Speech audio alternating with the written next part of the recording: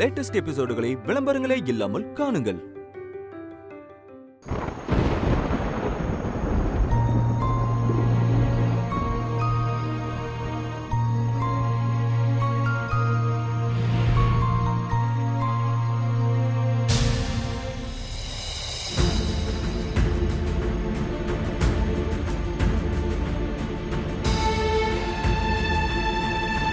ரஜினி,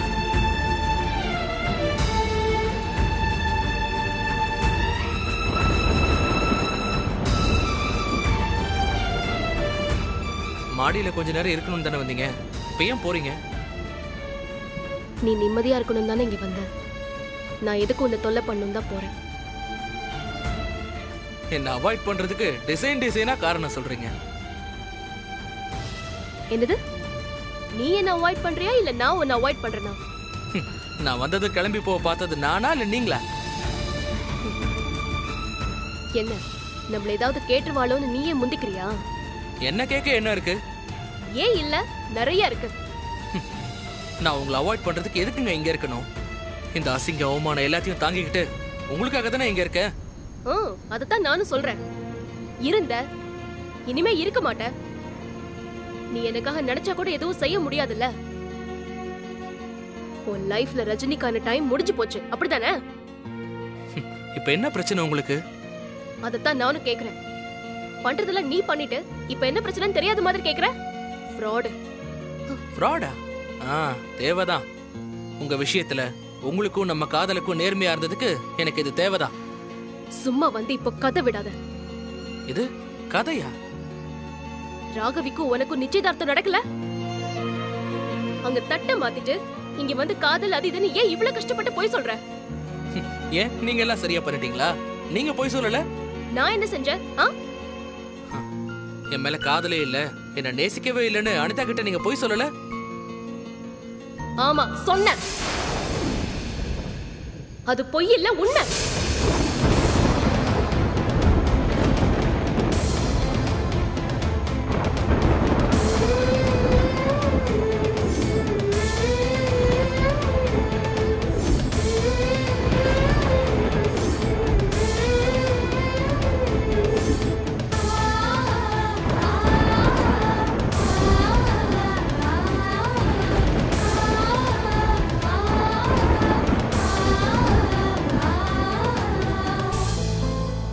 மனசுல இருக்கிறத வெளியில சொல்ல ஒரு தைரியம் வேணும்.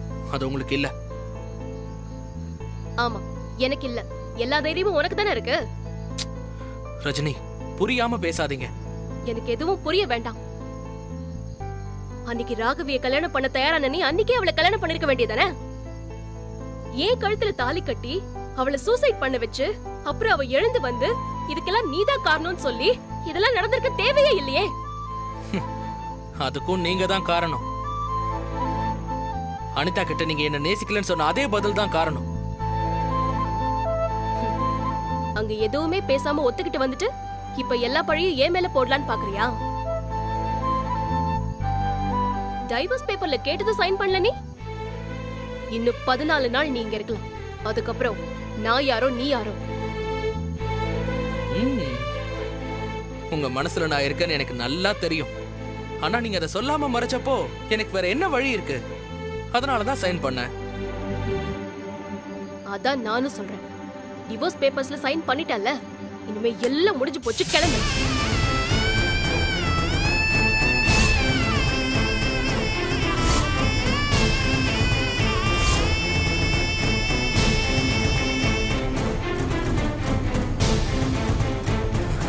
ரஜினி,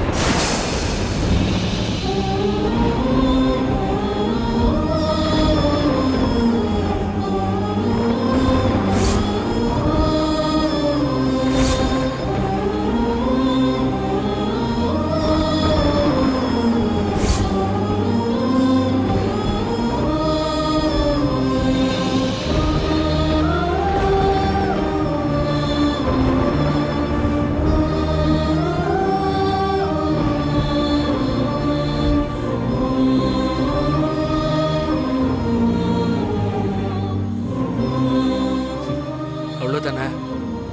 எல்லாம் முடிஞ்சு போச்சுல ரஜினி? ஆமா. முடிஞ்சு போச்சு.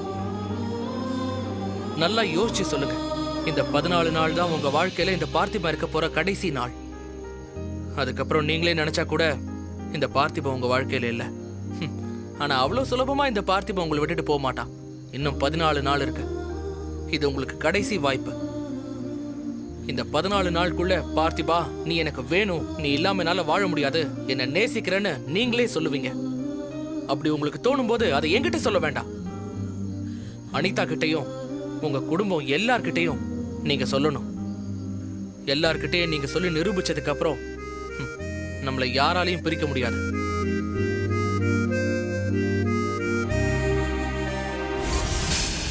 அதுக்கு வாய்ப்பே இல்லை. பார்க்கலாமா? பாப்போம்.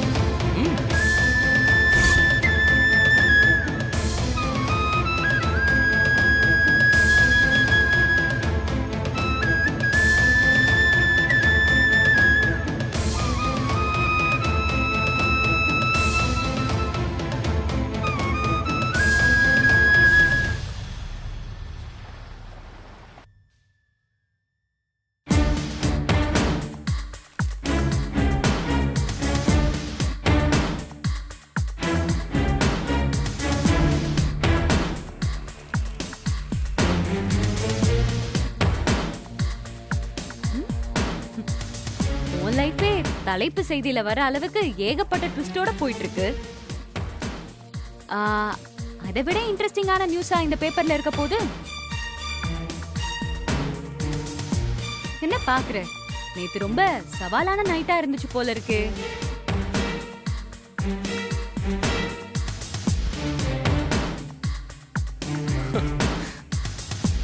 என்ன ஒட்டி கேட்டியா? திருந்துற மாதிரி எண்ணமே இல்லையா உனக்கு? என்னப்பா ஆளாளுக்கு திருந்துன்னு போர் அடிச்சிட்டு இருக்கீங்க. நீங்க எல்லாம் சரியா இருக்கீங்கன்னு அவ்வளோ நம்பிக்கை. எங்களால யாருக்கும் எந்த கெட்டதும் நடக்கல. நீயா உன் நல்ல வாழ்க்கையை கெடுத்துக்கிட்ட. ரஜினி கூட வாழ்வோன்னு ஓரமா ஒரு நம்பிக்கை இருக்கு உனக்கு இல்ல?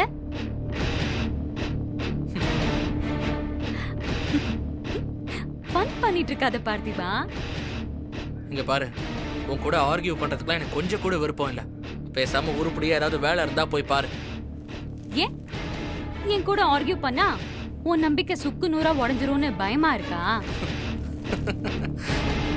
ஊருக்குள்ள பல பேர் இப்படிதான் பயத்தை சிரிப்புக்குள்ள மறைச்சு வச்சிருக்காங்க. என்ன வேணும் உனக்கு? நீயும் ரஜினியும் சேரக்கூடாது. சேரவும் மாட்டீங்க. சரி, அப்புறம் நாம இங்க இருந்து கிளம்புற கடைசி நிமிஷம் வரைக்கும் டைம் இருக்கு. அதுக்குள்ள ரஜினி நம்மள லவ் பண்றத சொல்லிடுவான்னு கற்பனை கூட பண்ணாது. வேற அது நடக்கும் போறது இல்ல. நீ எப்படி ரூட் போட்டாலும் என் குடும்பம் தான் முக்கியம்னு நிப்பா அவ. நல்லா தெரியுமே. நீ சொல்ல வந்த விஷயத்த சொல்லு. மூட்டை முடிச்செல்லாம் கட்டிட்டு கிளம்புற வழிய பாரு. சரி, பாக்குறேன். அப்புறம் நான் முக்கியமா சொல்ல வேண்டியது இருக்கு. இங்க இருக்கிற வரைக்கும் நல்லா சாப்பிடு, நல்லா தூங்கி ரெஸ்ட் எடு.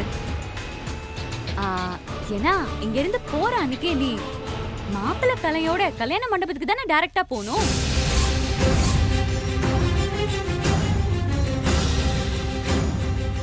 பாவம், இந்த தடவையாவது ராகவியை ஏமாத்தாம அவ கழுத்துல தாலி கட்டுப்பா.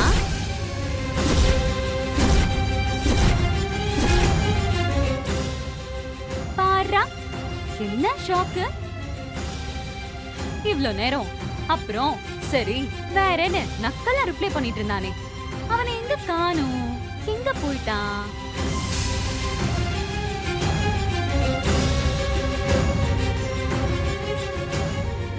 உங்க அக்கா என்னையும் கல்யாணத்துக்கு இன்வைட் பண்ணிருக்காங்க. ஆனா ரஜினிக்கு நோ இன்விடேஷன். அவ வரமாட்டா.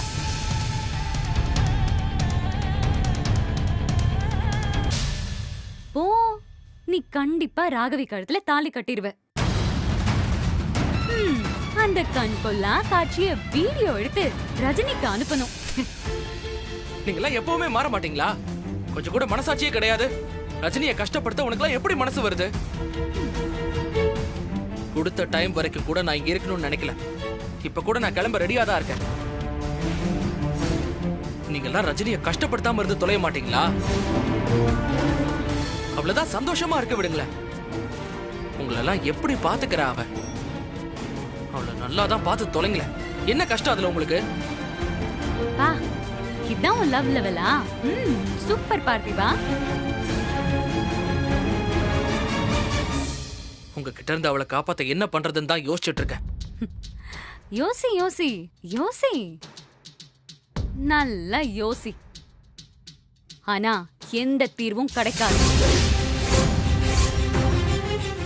ஏன் தெரியுமா? அவளே அடிக்கடி சொல்லுவா. நான் இப்ப அவ ஸ்டைல்லயே உனக்கு சொல்றேன். அவளை யாராலையும் காப்பாத்த முடியாது. ஏன்னா அவ ரஜினி.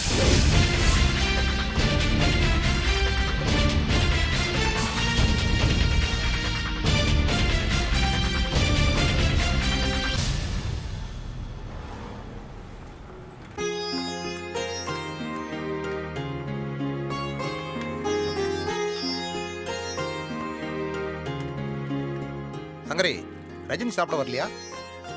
அவளுக்கு ஏதோ மீட்டிங் இருக்குன்னு சொன்னாங்க. மீட்டிங் முடிய 1 மணி நேரம் ஆகுமா. அதனால அப்புறமா வந்து சாப்பிடுறேன்னு சொன்னா.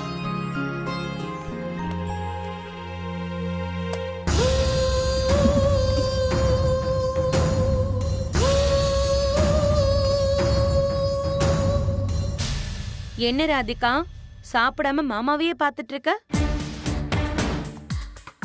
இல்ல, ரஜினிய கேட்டாச்சு, அடுத்து அவனையும் கேப்பாரே மாமா. அதான் அந்த பார்த்திபன், அதான் பாக்குறேன். கேட்டாலும் என்ன தப்பு? பார்த்திபன் இந்த வீட்டுல தானே இருக்கான். சாப்பிட்டானா இல்லையான்னு நாம தானே பார்க்கணும்.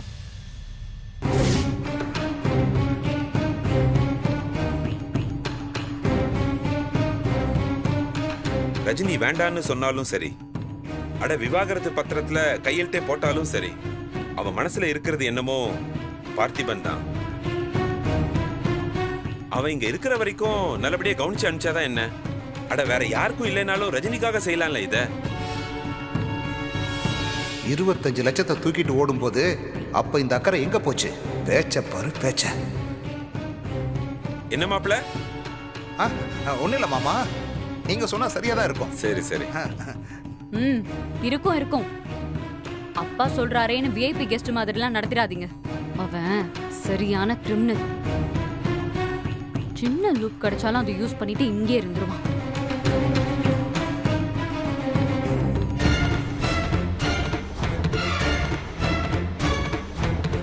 மாமா, நீங்க திவ்யா, அந்த பத்மாமா, நீங்க எல்லாரும் அவனுக்கு சப்போர்ட்னு தெரியும்.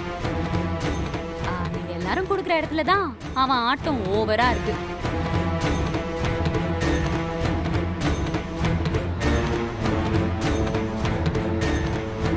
என்னம்மா அமைதியா இருக்க? நீங்க எல்லாரையும் விட உனக்கு தான் அவனை பத்தி நல்லா தெரியும். சொல்லுமா. சாப்பிடும்போது எதுக்கு தேவையில்லாத விஷயமெல்லாம் பேசிட்டு இருக்கேன்? பேசாம சாப்பிடு. இதுக்கு மட்டும் பதில் சொல்லுமா. கொஞ்சம் இடம் கொடுத்தாலும் அவன் ஏமாத்தி இங்கே இருந்துருவானா இல்லையா? இருந்தாலும் என்ன, அது அவன் பாடு, ரஜினி பாடு.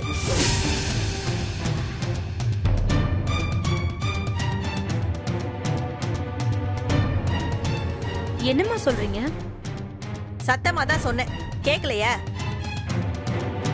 ஒரு சொல்லு தாங்காம உயிரையே விட்டுடலான்னு முடிவு பண்ண நீ. உன்னை காப்பாத்தி உனக்கு ஒரு மரியாதையான தொழிலை வச்சு கொடுத்துருக்கா ரஜினி. ஆமா அத்தை, அது என்னைக்குமே நாங்க மறக்க மாட்டோம். ராதிகாவுக்கும் நல்ல வாழ்க்கையை தான் அமைச்சு கொடுத்தா. திவ்யாக்காக சண்டை போட்டு கலெக்டர் ஆக்குவேன்னு போராடிக்கிட்டு இருக்கா. முரளியால வந்த எல்லா பிரச்சனையும் அவ தான் தலை மேல சுமந்துகிட்டு நின்னா. உங்க எல்லார மாதிரி இருந்தா அவனும் என் வயித்துல பிறந்தா. அவளுக்கு ஒரு நல்லது நம்ம செஞ்சிருக்கணும், செய்யலையே. அவ எப்படி வாழணும் நினைக்கிறாளோ அப்படித்தான் இருப்பா. அவ சந்தோஷமா இருக்கணும், அவ்வளவுதான்.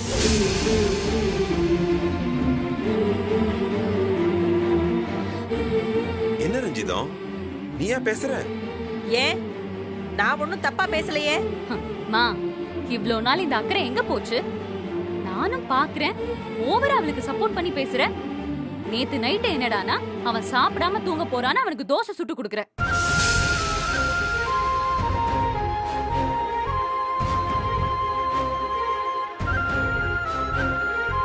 என்ன சொல்ற ராதிகா? அம்மாவா? யாருக்கு? பார்த்திபனுக்கு தோசை ஊத்தி கொடுத்தாங்களா? ஆமாக்கா, திண்ணையில உட்கார வச்சதுக்கே என்ன பாடுபடுத்திட்டான். இப்படிலாம் தலை மேல தூக்கி வச்சு ஆடினா விளங்கின மாதிரிதான். முதல்ல உன் வாழ்க்கை விளங்க என்ன பண்ணணும்னு பாரு. அவங்க வாழ்க்கைய அவங்கவுங்க பாத்துக்குவாங்க. அத்த கலக்கறீங்களே.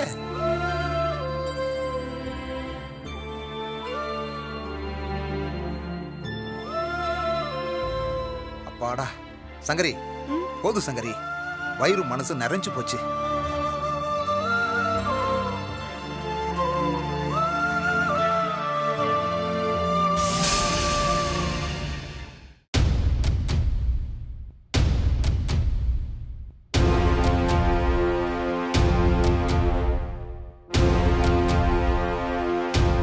அக்கா, என்ன ராதிகா? அவங்கெல்லாம் சீரியஸ்னஸ் புரியாம நடந்துட்டு இருக்காங்க. நீ அதை புரிஞ்சுக்கோ.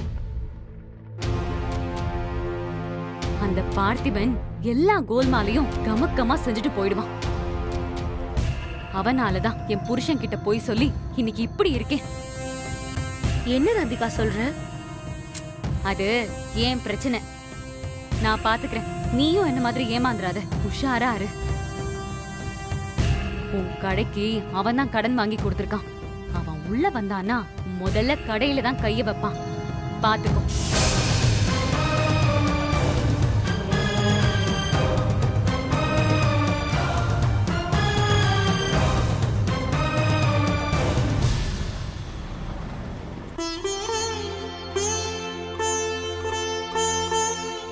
அக்கா,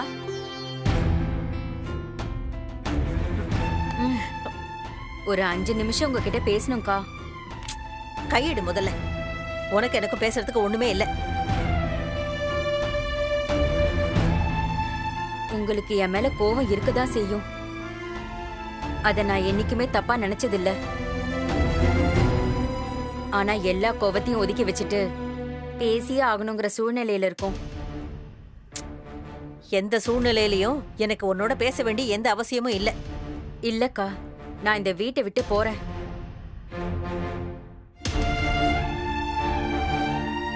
ஏதோ செய்யக்கூடாத விஷயத்த செய்ய போற மாதிரி சொல்ற. இந்த வீட்டுக்குள்ள வந்ததே தப்புதான். போனா நல்ல விஷயம். போ. ரஜினிக்கு நல்லது நடந்தா நான் இந்த வீட்டை விட்டு போறேன்.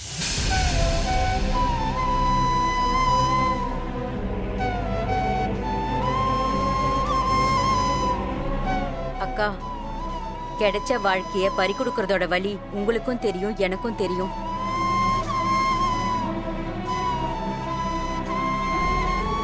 நாம புருஷனுக்காக சண்டை போடுற வயசையெல்லாம் நாம தாண்டிட்டோம்க்கா.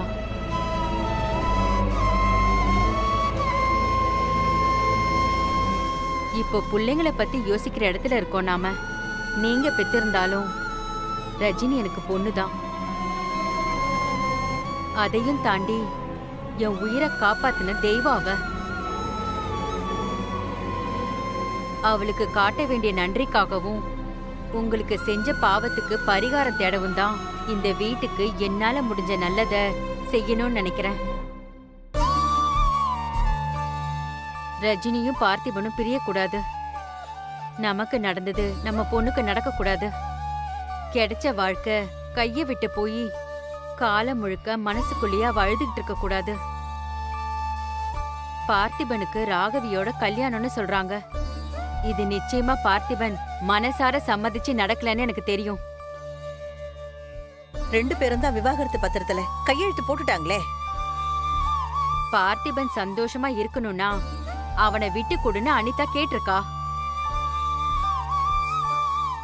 அதனாலதான் ரஜினி கையெழுத்து போட்டு கொடுத்தா. அதே மாதிரி பார்த்திபனையும் எதையோ சொல்லி அவனை சிக்க வச்சிருக்கான்னு நினைக்கிறேன். அப்படி நடக்க கூடாது.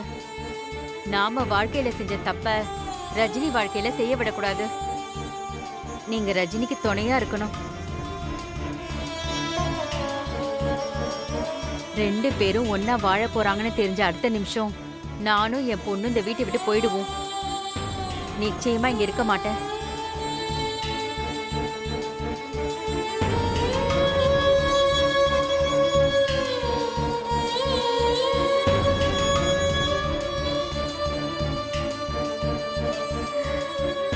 இங்க இருந்து வெளியில போனா எப்படி வாழ போறான்னு தெரியாது.